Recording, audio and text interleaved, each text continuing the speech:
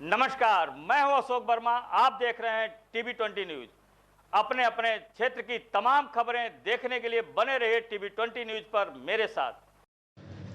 कोविड-19 corona virus जैसी महामारी के चलते जहां तमाम लोगों को अपनी नौकरी और कारोबार से हाथ धोना पड़ रहा है, तो वहीं आजीविका के लिए हिम्मत जुटाकर संक्रमण से निजात पाने की आस वाले बैठे कुछ लोगों पर प्रशासनिक नियमों का कड़ा प्रहार जारी है।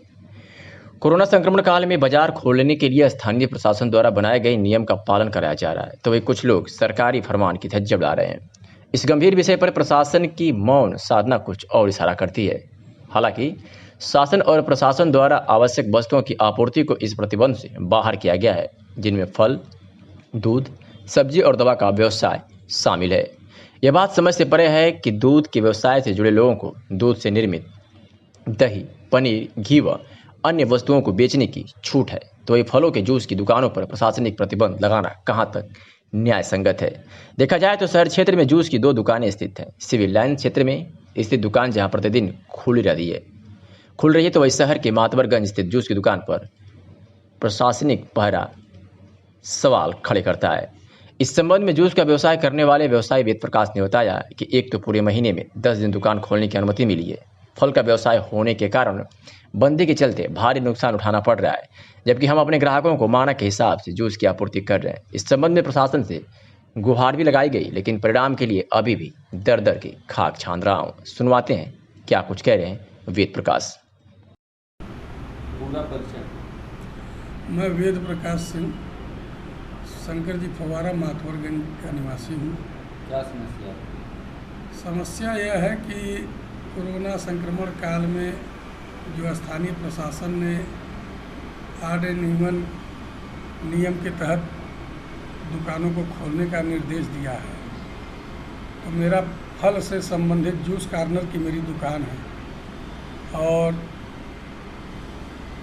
जो हम छूट की परिधि में आते हैं, दूध, दही, दवा, फल, सब्जी आदि पर छूट है, उसी परिधि में हम आते हैं।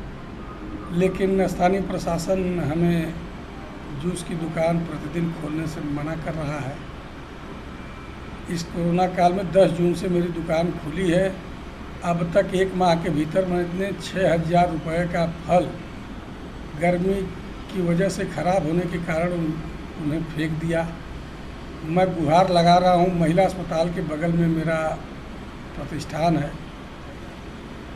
प्रसव के लिए जो ऑपरेशन से बच्चे पैदा होते हैं, उनके मरीजों को लिक्विड जूस देने की बात आती है, तो साफ़ सफाई के नाते वह ग्राहक हमारे पास आते हैं।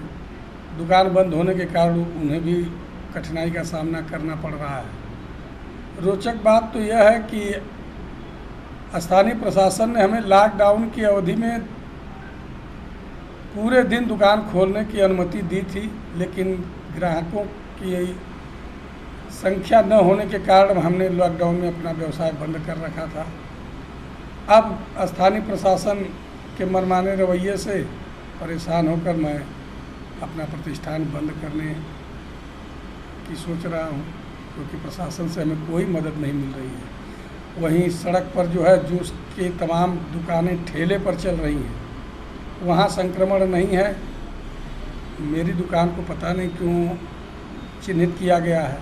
हमारे तरह की एक और दुकान सिविल लाइन क्षेत्र में है जो प्रतिदिन खुल रही है। नमस्कार, मैं हूं आपके साथ अशोक वर्मा। आप देख रहे हैं टीवी 20 न्यूज। खबरों का सिलसिला जारी है, बने रहिए हमारे साथ। इससे मैं बहुत आहत हूँ। मैं अपने प्रतिष्ठान को बंद करने का निर्णय लेने के लिए मजबूर हूँ। जिला प्रशासन से मेरा आग्रह है कि स्थानीय प्रशासन द्वारा कोरोना काल में जो दुकानों बाजार से संबंधित नियम बनाए गए हैं, उसे या तो पूरी पारदर्शिता के साथ अमल में लाया जाए, या फिर 2 आँखों से दुकानदारों को न देखें, जिससे उन्हें आर्थिक संकट